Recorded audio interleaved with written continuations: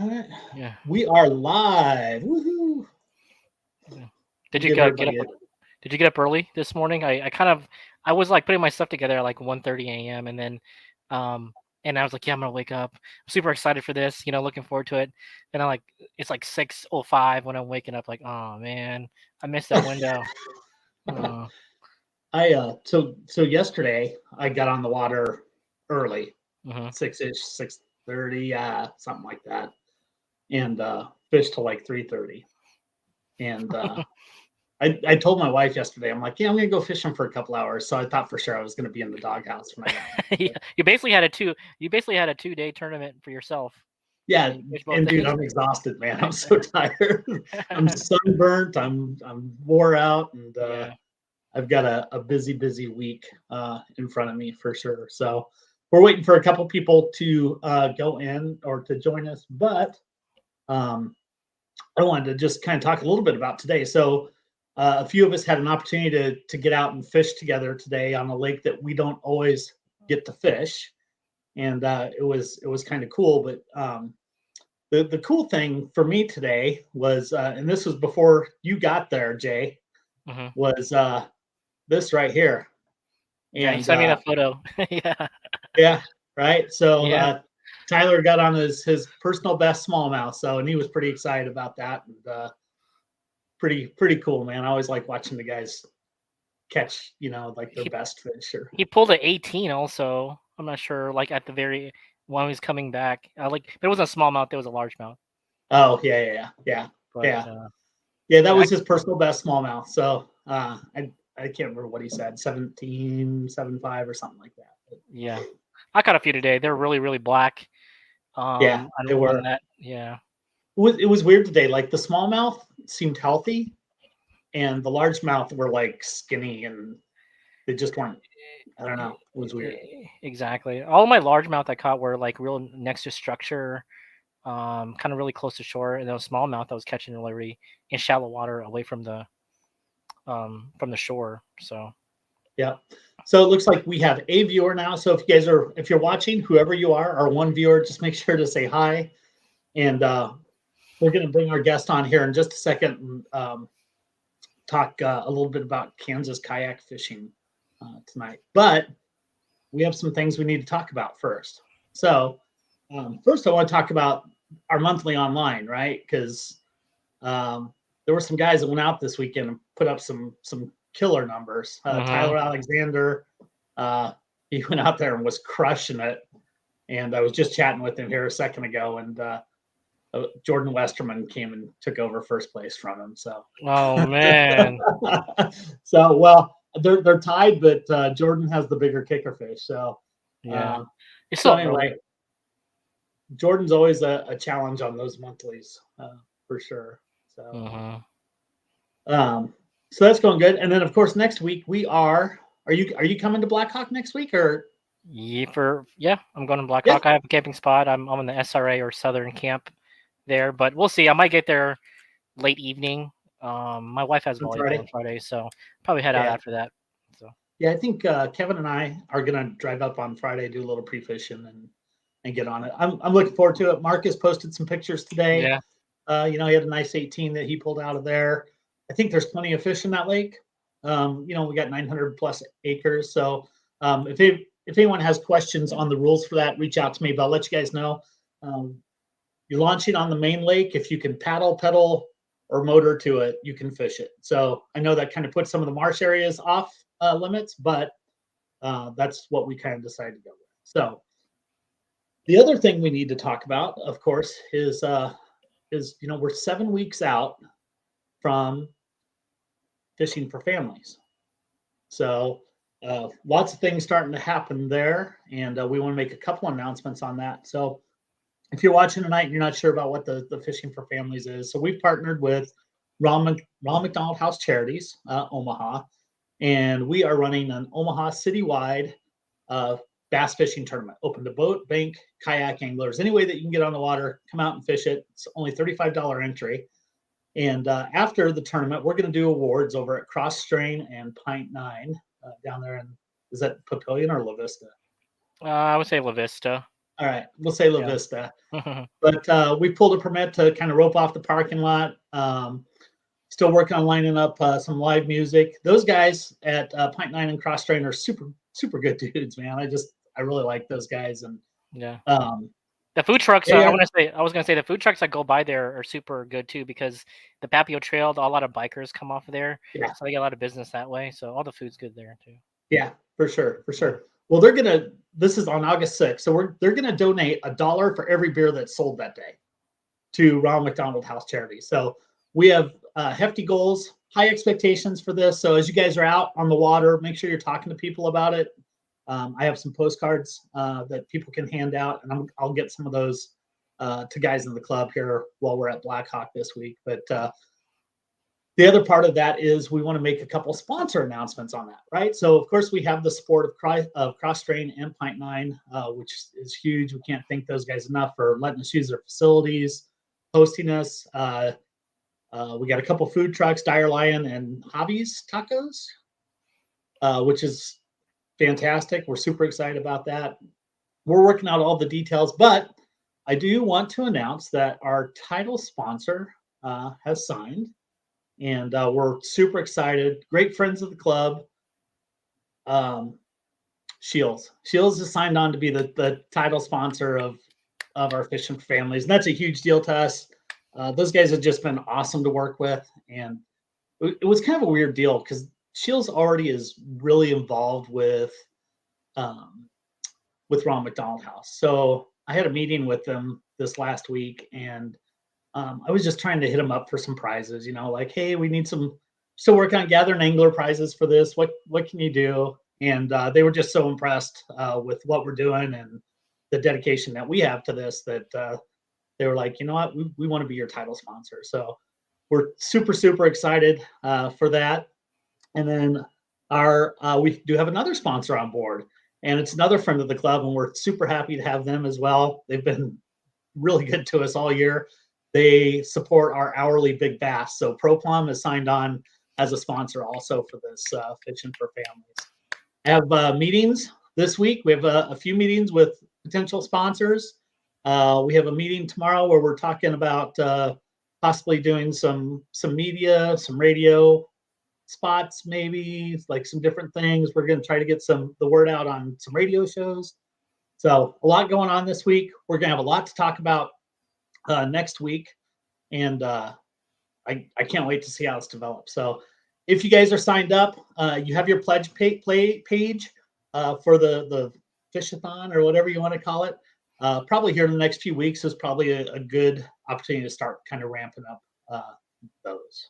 So cool. Are you excited about that, Jay?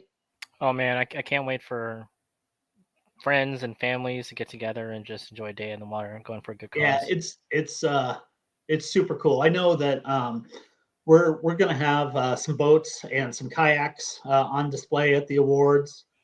Shields is gonna take care of checking anglers in as they come in for awards. So we got lots of stuff happening. It's gonna be super cool. Cannot wait. August 6th. Anyway, share it. Let everyone know. So anyway, let's bring on John and talk a little Kansas kayak fishing. What do you say? Oh, I'm excited, man. I've been really fishing in Kansas water, so I'm really interested to see what he has to say. Hey, John. What's up, everybody? Yeah. How's it going, man? Pretty good. How are you guys? Good. So John fished a derby today, and he said he was the best angler on the water. He just wasn't working for him. Yeah, I had it, except for that long list of things I did wrong. Happens to all of us, right? Yeah, I think it was over 100 degrees today, so it man. was just nice to get out there and get off the water by 1 o'clock. Hey, what were water temps like down there? 82, 83. Okay. Wow. Yeah, they're already up there, and so the water temperatures have been all over the place. Probably same thing up there with all the rain and stuff, and I mean it's been all over the place for the last couple months. We thought we were going to have an early spawn, and then we had all those rains, and just it's been all over the place. So yeah, I think we're finally here. Summer's finally here. Yeah, definitely. I know we're supposed to be like 103 here in Omaha tomorrow. Yeah. I was reconsidering if I want to camp next weekend for our tournament, or if I want to find a hotel or an Airbnb, or if I'm going to sleep in a truck, or what I'm going to do. Because there's nothing worse than sleeping in a tent when it's humid and sweating. I know. Yeah, for sure. Yeah. But I don't know. Yeah, that's definitely something to consider. I haven't even thought about that yet. So yeah, that's a good one. It's camouflage, James. Like, so that way the fish can't smell you, and you come in there like like Marty, just right. Yeah.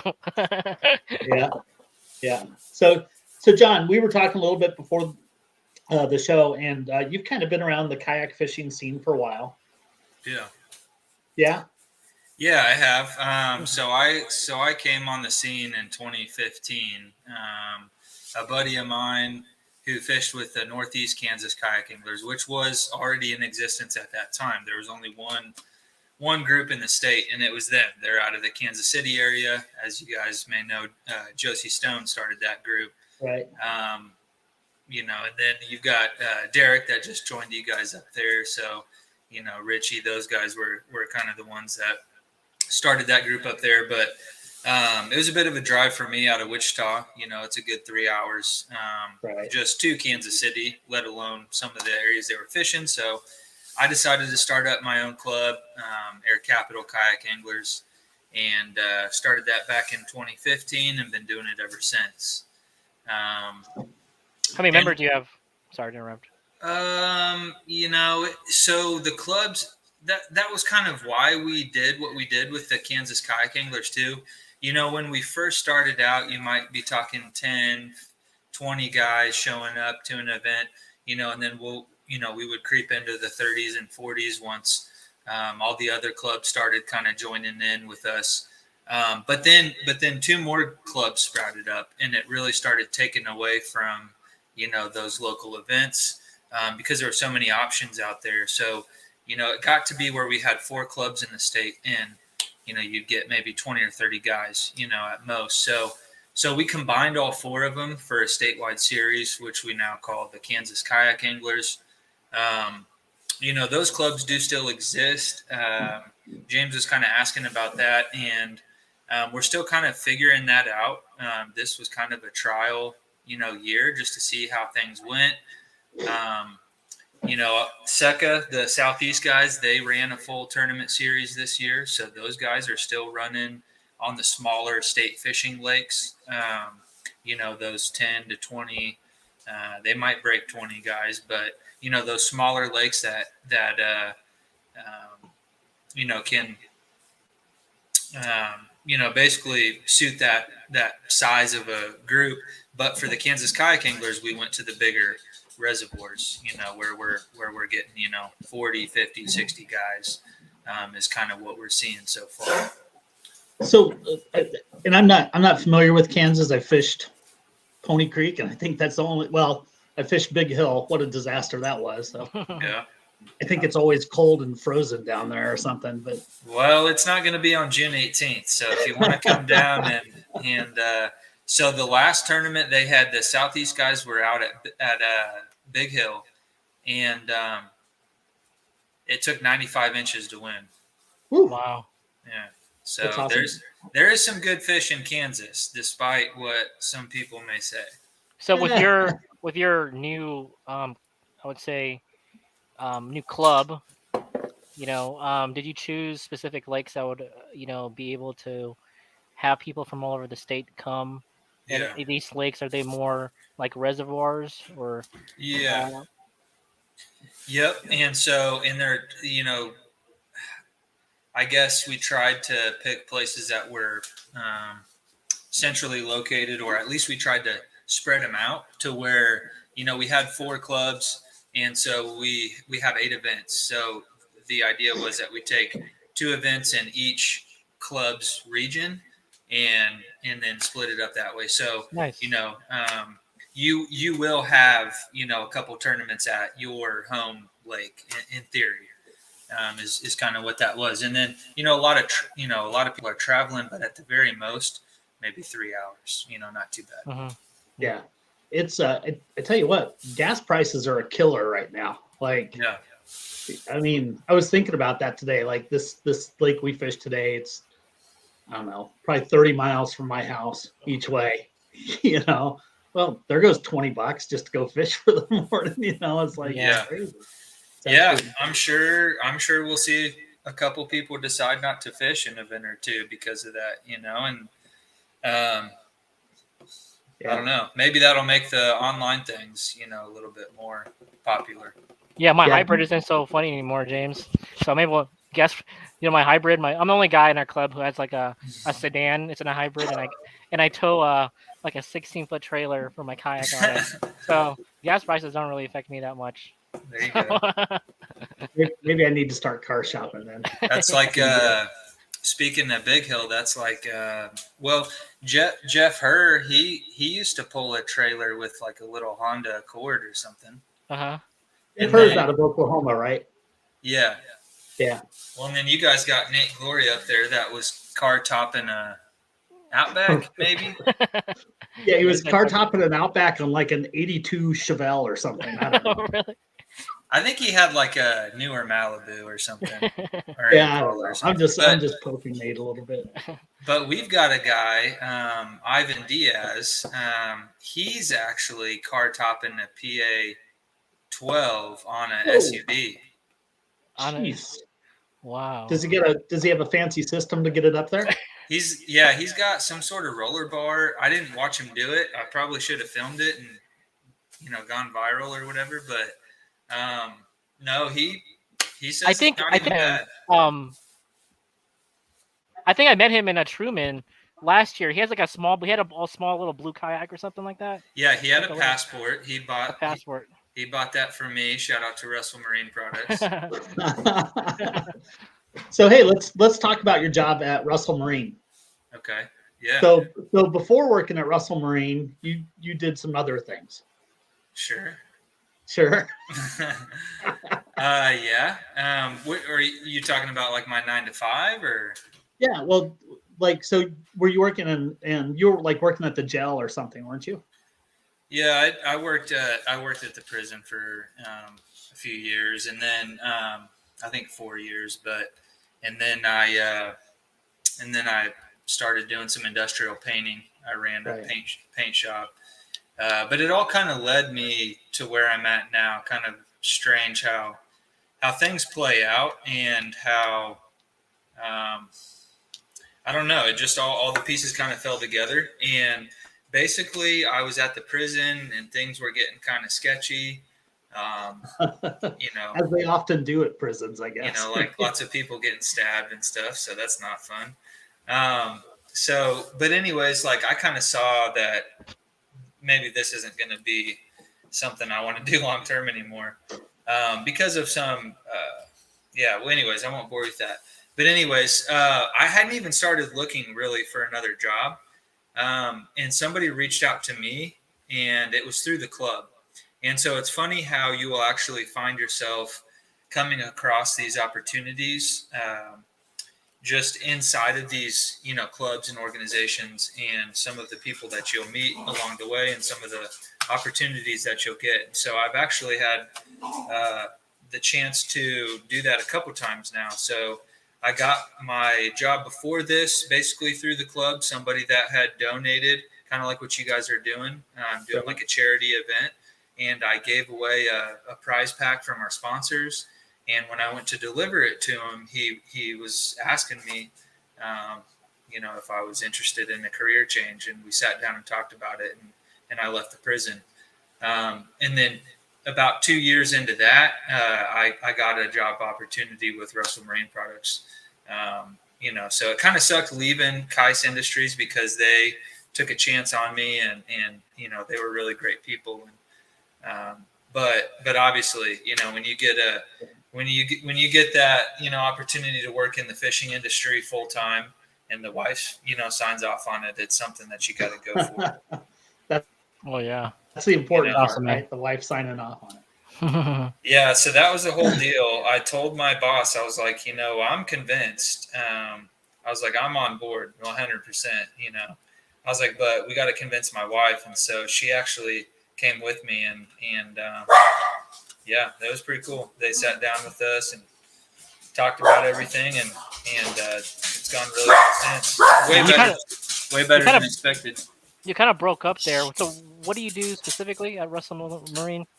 Yeah, so I work in sales. I'm a marine electronics sales, but I also sell Hobie kayaks as well. So Okay. basically, we're a big online retailer. Is where we got our start, right? And so Humminbird, Garmin, Lowrance, Minn Kota, right? So guys call us to get their boats outfitted. They want to upgrade their trolling motor or their graphs. They call us, and we're the experts on it. So we have a really big YouTube following, and that's been really great for growing the business. If you guys are, have questions on electronics, that's a really great resource to go to, the Russell Marine Products YouTube channel. But yeah, so that's what we do. We ship them all over the country. Guys drive to us for installs. So that's awesome, our man. Yeah, that's our thing is electronics. I'm the Humminbird specialist, and then I also specialize in the Hobie kayaks. I was just thinking about the other day, like I have a live scope, and I aggregated maybe 100 videos about all the specifications and getting it dialed in specifically up to the angle of my transducer and everything. I was like, man, I should like get paid to do this and teach people how to do this. So I didn't know there's actually jobs out there for that. Yeah, there really are. So we have 3 full-time sales guys that all we do is answer the phone and answer emails. Really? And the phone just rings off the hook. I mean, yeah. So we rely on that YouTube. That social media has definitely been a big driver. So doing things like this, we have seen with the Kansas Kayak Anglers, just putting the podcast out, just putting the content out there, giving people, a way to look up that information, study in their off time and stuff like that. You're reaching new people. So we've seen, I don't know, probably 15 new people we've never seen fish our tournaments this year. And that's awesome. I think we owe a lot of that to the social media stuff. Yeah, for sure. So before we go on to our next topic, drop a website address for us. So if people need electronics, how can they find Russell Marine? It's pretty easy. RussellMarineProducts.com. Okay. So yeah, if you go there, you'll see our inventory, or also, yeah, if you go to the YouTube channel, you'll see some videos on there. Lots of Garmin stuff.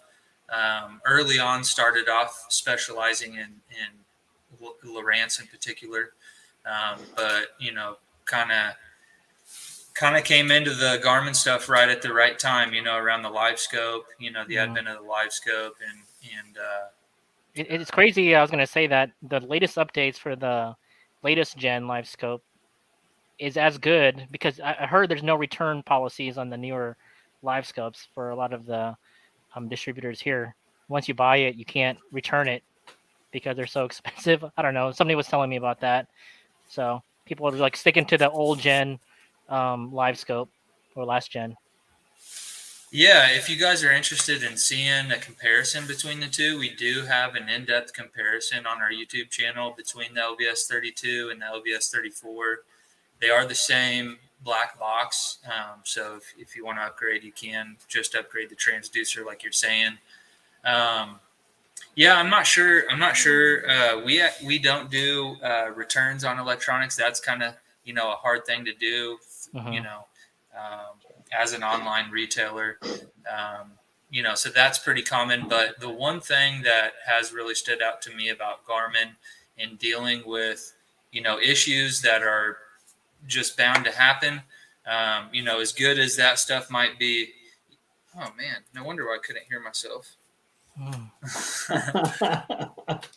Okay. All right. Well, hopefully I wasn't yelling this whole time. No, you're good, man. I just got my headset finally plugged all the way in. So Sure, there you go. that was a huge difference. Now I've got all this feedback in my headset. Hold up 1 second. Yeah, you're all good, man. What was I? Okay, sorry, I just totally lost my train of thought. You were talking a little bit about. Are you still with Garmin. us? Garmin's customer service maybe. Right. Yeah. And that's been something. If you ever do have an issue, like with you, if you ever have an issue, give them a shout. Those guys are Yep. really great. Yeah. Now your microphone is a little muffled. Is it? Okay. Well, I was messing with some stuff. And that's the other thing too. Like we There do you help go. out with a lot of troubleshooting as well. So if you guys are having issues with your electronics, you can always give us a call. People are surprised, they just think that their transducer's bad or their unit's bad. And they call me and I spend, 5-10 minutes with them on the phone and they're back on the water and they're, happy. So That's awesome, man. It's great to have that resource for guys. I'm old school. Like I never even figured out my Striker 4, man. what are you running on your kayak, James? Me? Yeah. He doesn't even know. 4 Plus SV. Which one? Okay. The Vivid 7 CV. Those Oh, are okay. the CV, so down imaging, no side. Yeah, I don't need it, man. I'm that good. Yeah. What about you, Jay? You're running live scope, right?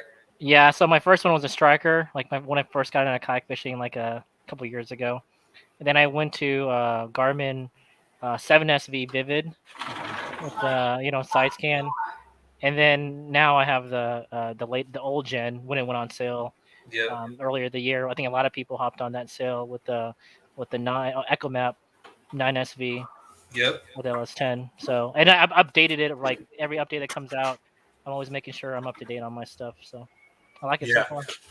That is something too. You hear horror stories about updating your graphs and you're, oh no, I don't want to update it. Something bad's going to happen.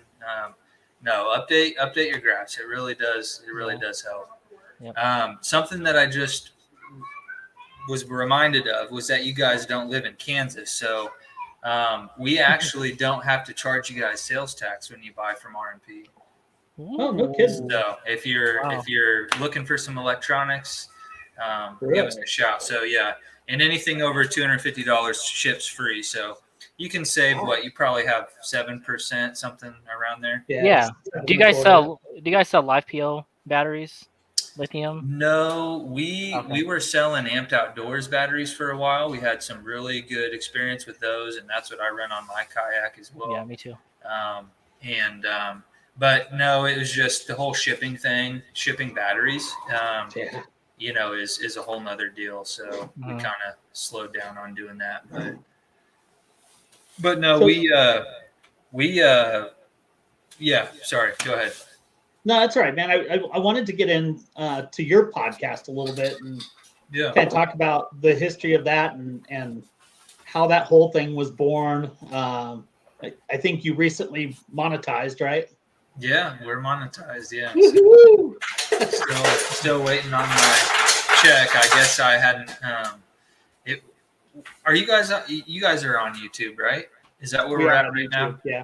Are we on YouTube right now? I don't know. We are on YouTube. Yeah. I'm getting old, apparently. I didn't know if this was just on Facebook or if it was on YouTube. So, but yeah. So when you guys get monetized, make sure that you go over to your AdSense account and link your account. Otherwise, they won't have a way to pay you.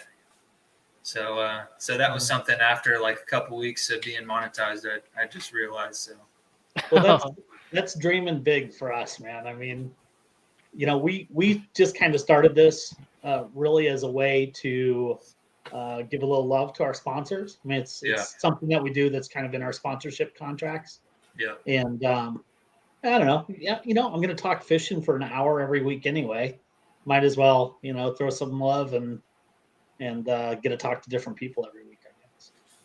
Yeah, so I had done some YouTube stuff back in the day, I don't know, 2016, 2017. I had basically just been recording my, fishing adventures, basically tournaments. I didn't really fish a whole lot outside of tournaments, but just had the GoPro running and, kind of edited it all together into a video. And that didn't really, take off as you can kind of expect. and I'm not the best fisherman in the world, so it's not like I'm just hammering, 20-inch fish left and right. So, but the guys around here, enjoyed it or whatever. But I kind of just stopped doing it. But then when I started working for R&P again, I decided that maybe I would give it another shot. And I had an idea to do the podcast basically. And in my head, I didn't even really think of it as a podcast.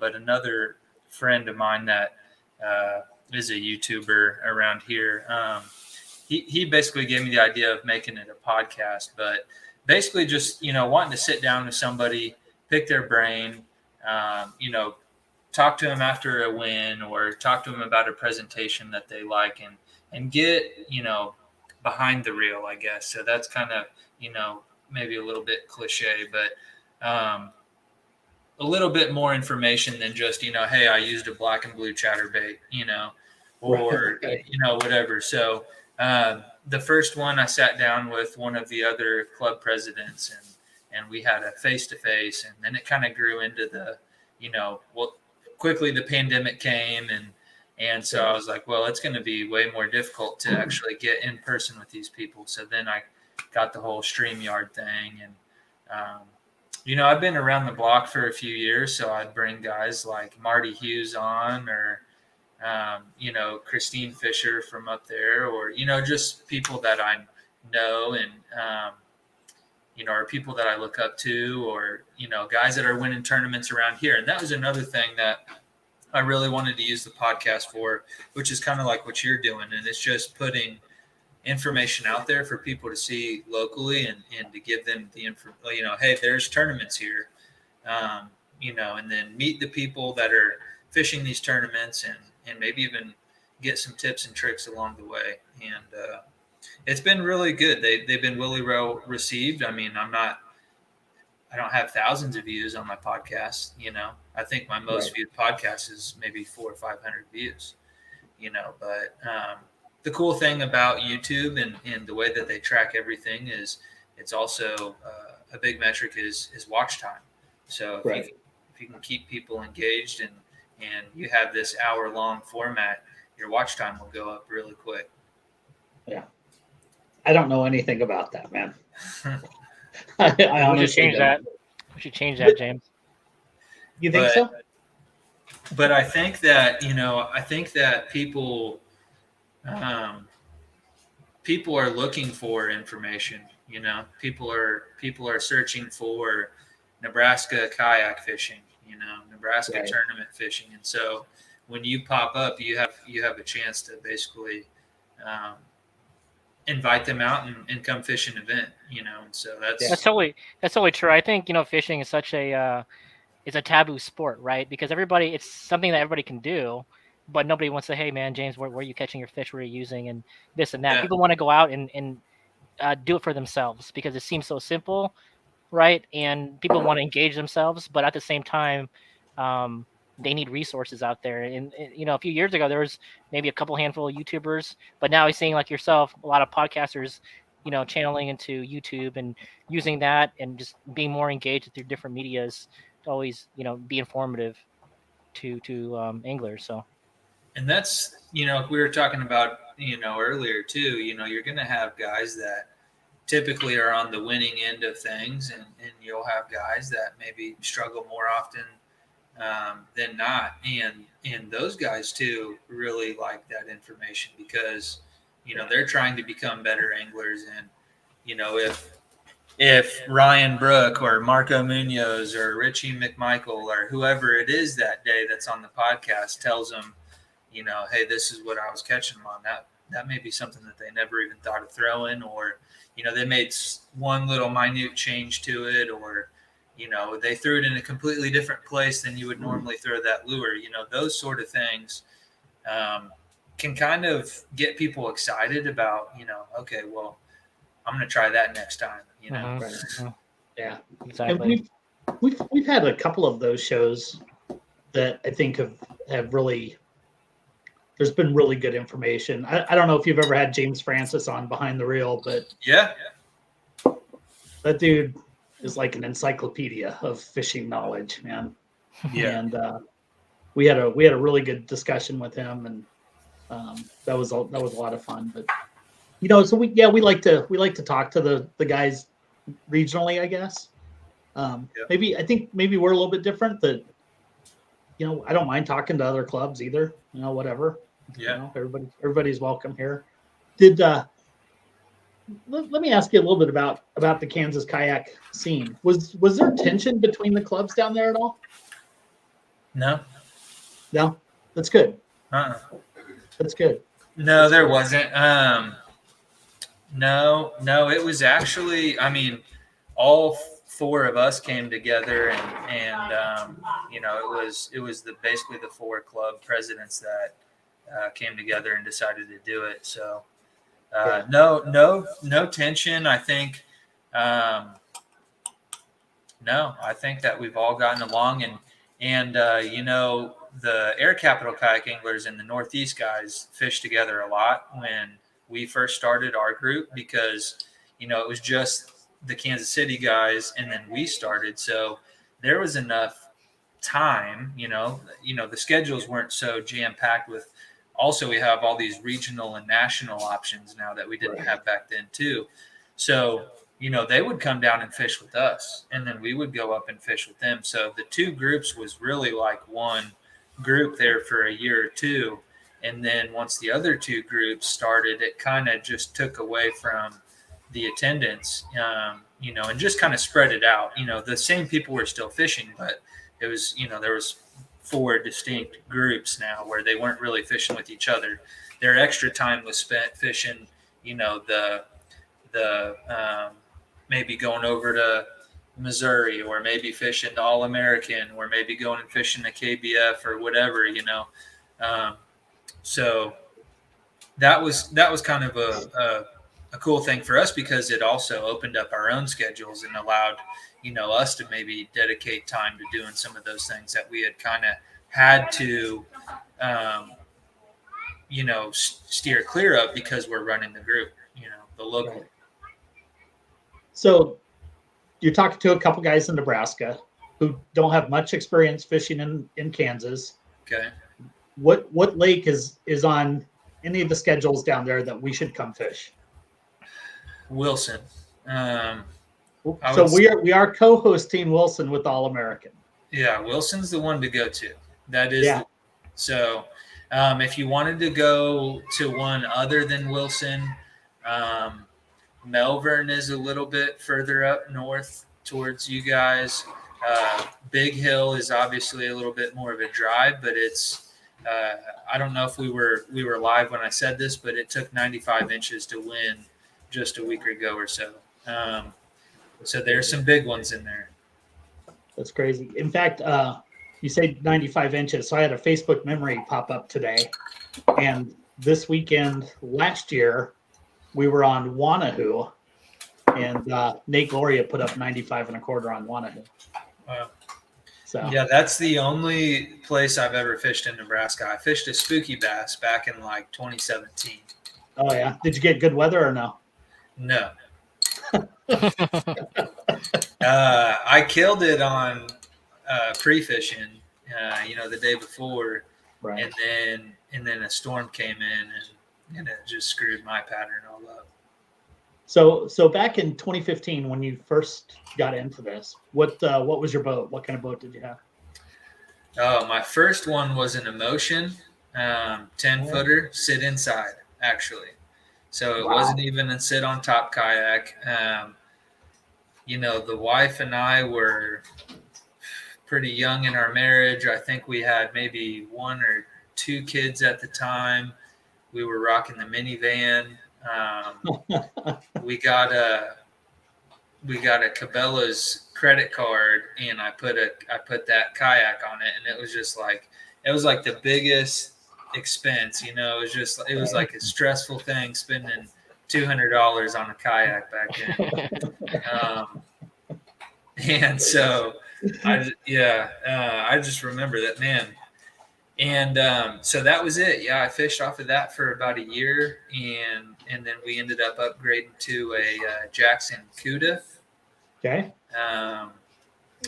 And then from the Jackson Cuda, I hooked up with these guys out of Texas, Riptide Kayaks. And I worked with them, and they sponsored me and the club, and I fished out of a couple of their boats until I ended up getting a gig with RMP and doing the Hobie thing. Yeah, very cool. Very cool. I started in an Emotion Stealth 9.5. Yep. And I'm a big guy. That was a tiny boat for my fat butt. Little piece of foam buckled Yeah. to it. Yeah. Yeah, but you know what? I caught a lot of fish out of it, for sure. And I could drag it, to all these little ponds that, it's hard to get my native to now. Yeah, and that's what I tell guys when they ask, what kind of a kayak should I get? I just say that, one that floats. Yeah. So hey, I'm real curious. One of the places that I've always wanted to go down in Kansas is it the strip pits or something like that? So Yeah, what's the deal down there? So back in the day, they dug, I guess, for coal, and so they have Big Brutus down there. If you guys Google it, it's a big I don't know, bucket thingy-mabobber. I don't know what to call it. Excavator, maybe. I don't know, but it's got a big, huge bucket, and they're just, I guess digging out of the ground until they find whatever they're looking for, and then they can start, processing some of that coal. But so they have all these sites where they have dug, and I guess they just started maybe filling up naturally, and the state started stocking them. But they say there's like 1,000 of them, or over 1,000. No kidding. And so some of them could be, less than 100 acres, and some of them could be maybe several hundred acres. I don't think any of them are in the thousands. So did the state then put resources and money into these by putting fish into them? And are they now like SRAs, or are they just public city? Public. They're all public. They all have free camping. So you can go camp at any of these sites for free. Cool. But it's down in the southeast corner of the state. And Big Brutus is a sight to see. They've retired him since, and so you can go tour that as well. But yeah, they've got walleye, they've got trout, they've got bass, they've got sunfish, all that stuff. Nice. Is it more like a quarry? Like do I picture like a sand pit, or do I picture like a quarry type of pit?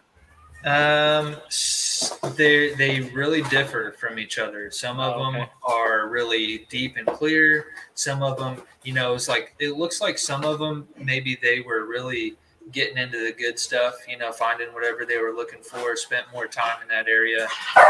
Some of them, it looks like maybe they made a few passes and dipped out, but some of those smaller ones still are, they'll still stock them, and they have fish in them. Wow, that's very cool. That's a place I've heard a lot about, and one of those places that I think I just need to take a weekend and go camp and fish. You can drive. I mean, if you get in your car and just drive around, it's overwhelming. I mean, if you had a drone and you put it up in the air and you just flew over, and I think that's something that somebody needs to do just to show people what kind of a place this is. But yeah, you drive down the road and there's just places everywhere, and you fish one and you might catch some fish there, but you decide to go to the next one, you just go right across the street. You might get in your car, and it's awesome. Take you a minute to get to the ramp. I mean, they're everywhere. Do they hold big fish? Oh yeah. Yeah, I'm trying to think. Big bass is usually in the 20s. Yeah. Wow. And you'll usually see a couple over 20 get caught. But yeah, there's some big ones in there. The state record came out of that area. It came out of a private pit, but it was just under 12 pounds. Wow. But it came out of a private pit, but in that same area. Yeah. Really. What's your biggest bass, John? Like 5 pounds. I don't know. I just have a knack for catching small ones. As long as you catch a lot of them, it's okay. Yeah, that's what I tell myself. So That's, what kind of fisherman are you? Are you like a power fisherman, finesse? I know a lot of the Midwestern guys like finesse type of fishing. I'm not a finesse guy. No. Yeah. No, I would consider myself more of a power fisherman. Crankbait. I do like to throw a jig, or a Texas rig, but that's about as finesse as I really like to get. Every now and then I'll throw a drop shot. You won't ever find me throwing a Ned rig though. Yeah, you sound like me. Exactly like me. But today I caught him on a swim bait, legal dope. Dang, that hat's dirty. I need that, man. That's an awesome hat. But yeah, it's like a 6-inch wake bait, realistic, 2-piece wake bait. But a lot of people look at it and they're they freak out because they think it's huge. But in the world of swim baits, it's actually on the smaller side of things. Yes, the size of swim baits is intimidating to me. Like, Yeah. Number one, I'm old, and I'm sure I'll get tired of casting them all day. Oh yeah. Number two, I had I don't know, I had a Spro rat, like an ounce and a half, and I was throwing on a rod that was like rated for like an ounce, Yeah. and I started popping eyelets. So I'm like, I'll have to buy all new gear. Yeah. Explain that to my wife. I just don't want to do it. Yeah. Yeah, but you'll be surprised. You'll catch small fish on them too. You don't. Really? You don't just catch big fish. I mean, that's obviously what you're targeting. But I've had an 11-incher hit a bigger swim bait.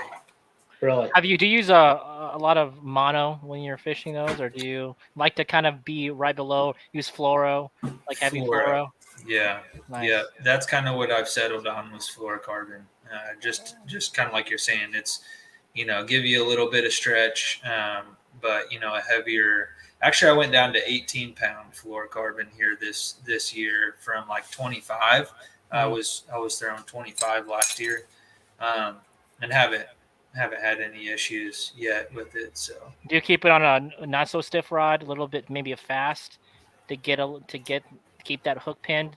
Yeah, I mean it's a swim bait rod, but I think they call it a heavy, but it's a moderate, Yeah, You want nice. a bit of a parabolic bend, and I'm throwing a treble hook bait, Okay. So I do want that rod to load up for sure. Yeah. But Jay, do you throw any swim baits? Like big swim baits? No, I throw a lot of big crankbaits, and I try to really slow wind it a little bit. But I want to get into it, but I just don't have a lot of confidence in it. I need a bigger rod, I need a bigger line, I need expensive swim baits. It's like very niche thing. Very niche.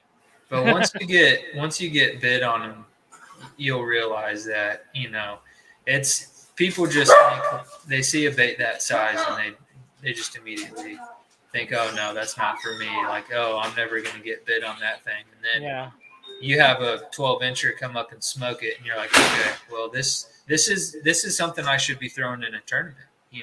Well, I think about hookup ratio. Like, why not just throw like an umbrella rig, right? Like you have more points, and you may be able to track this big bass, but like you say, you're using one treble hook on that swim bait. Two trebles. Yeah. Oh, okay. It's not bad then.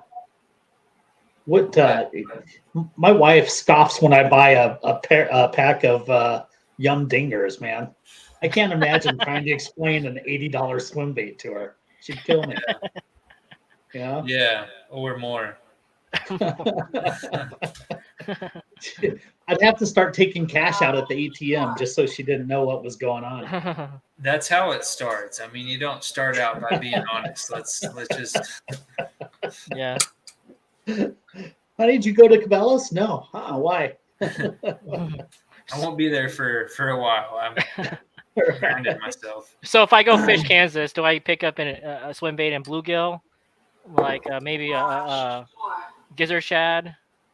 Yeah, probably shad would be a good, would probably be a good way to go. Okay. We've got a lot of dirty water, so white baits, tend to do well. But bluegill baits will get bit too. Yeah, I mean either way, really. But the one that I've fished the most is technically a crappie paint job. But it could kind of go, it's got white and green in it, so it could kind of go shad, it could kind of go bass, it could kind of go, it could kind of go a few different ways. Nice. Okay. Okay. I'm gonna look those up. But yeah, the bait that I'm fishing is 100% reaction driven. It's a territorial thing. So when they hit it, they're trying to make a statement. They're basically telling, because this thing is big enough to where it could be competing with, basically taking its food or whatever. If it's guarding fry or whatever, it's telling that thing to get out of there, Right. And so when you get hit on it, right away.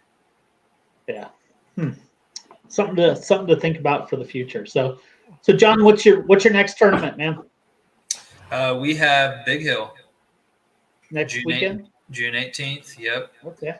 So we're gonna do Big Hill, and should be a good one. I think it'll probably be another hot one, but that's one that typically gets a lot of people out of the woodworks. Guys that want to fish an event with us. If there's only a few of them on the schedule, they can make it too. They typically try to make that one. I saw Melbourne. Is that on your schedule? It's not too far from here. Yeah. Really. Yep, they had one out there just a few weeks ago. I didn't make it to that one, but yeah, there's smallmouth in Melbourne and in Big Hill as well. John, are you going to make it to Wilson for the All-American? That was the plan. When is it? July something. I don't have my schedule. Okay. Yeah. Wilson will be a good one. Typically you're gonna take somewhere in the 90s to win that one. How big is that lake?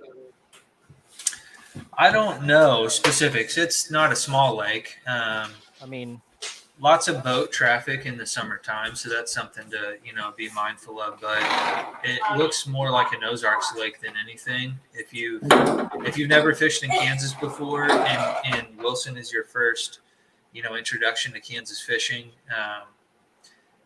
it's nothing like pretty much any other lake in the state. So it's clear water, lots of rock, and then smallmouth isn't something that's super common around here either. Right. Yeah. Well, we look forward to that event. I think that's going to be a blast for sure. I mean, anytime I get a chance to kind of switch things up and go chase smallmouth, I mean, that's a win. We did. We had a lake called Elwood on our schedule earlier this year. Well, that was our last tournament, right, Jay? Yep. Yeah, May 21st. And no big smallmouth, but the guys were still excited to just go out and get on. They fight. They fight like they're big. Yeah, for sure. For sure. I don't know. Ended up catching the big trash pot fish that day, which was like a 25 and a quarter walleye. So nice. Yeah. Something about Wilson, they just did the World Fishing Tour had a tournament out there today. Their championship event was today, and paid out $9,000 to first place. Wow. Took over 18 pounds to win it. So that kind of give you an idea, somewhere around 15, 20 pounds, convert that over into kayak. Yeah. What is that? Does anybody know? That's like 3-pounders. It's got to be like 95 inches, I would think. Those are like 18s. They're probably gonna be 18 inches because they're like you said, 15, 5 fish. 20 pounds would be 5 or 4 pounders, right? 20 pounds would be 4 pounders. So just a couple pounds shy of that. So yeah, like 3.5 pound. Yeah, I was gonna 3 pound average. So what? 18, 90. I was gonna say 91. 19. I was gonna say like 91 to win. Yeah. Yeah. Yeah. That's awesome, man. That's awesome. Well, John, we appreciate you spending some time with us. Tell us when is your podcast on again, and where can we watch at? Yeah, so if you guys want to check out the YouTube channel, just type in Behind the Reel Fishing on YouTube. Hit that subscribe button. When we do our podcast, we're doing them on Wednesday night. We try to do them 8 or 9 p.m. But they've been a little bit more sporadic with baseball season here. I've got 3 kids in baseball, so it's been kind of wild here lately. But yeah, our last one we had Ryan Brook on. He was the winner of our El Dorado event. So we've got a lot of guys that are coming on to talk about events they've won. But we'll also have people from all over the country on as well. So make sure. Do you do any type of Patreon on your YouTube? No, I haven't got into that at all yet. I haven't really even looked at it, but no, I'd be interested in learning more about it. Yeah, a little bit more like advanced information, or a little bit more in-depth information. I do have some hummingbird videos which have been doing really well on my channel as well. So I've got quite a few things going on my channel. I basically have it broken down into 3 different categories, which some YouTubers will say that it's really better to do 3 different channels. But I basically have my hummingbird videos, my podcasts, and then my fishing videos. Cool. Well, John, thank you again for joining us, man. Behind the Reel Wednesdays, when it's not so sporadic, when it's not baseball season. Also, if you guys need help with any of your electronics, you can hook up with John down at Russell Marine, right? RussellMarineProducts.com. Yes, sir. I didn't screw it up. That's awesome. Nope. Hey, man, we appreciate you coming on. Yeah. Come up to Nebraska and fish with us sometime. I'll do that. All right. Thanks Thanks John. for having me man. on, guys. See ya. Have a good one. Bye-bye.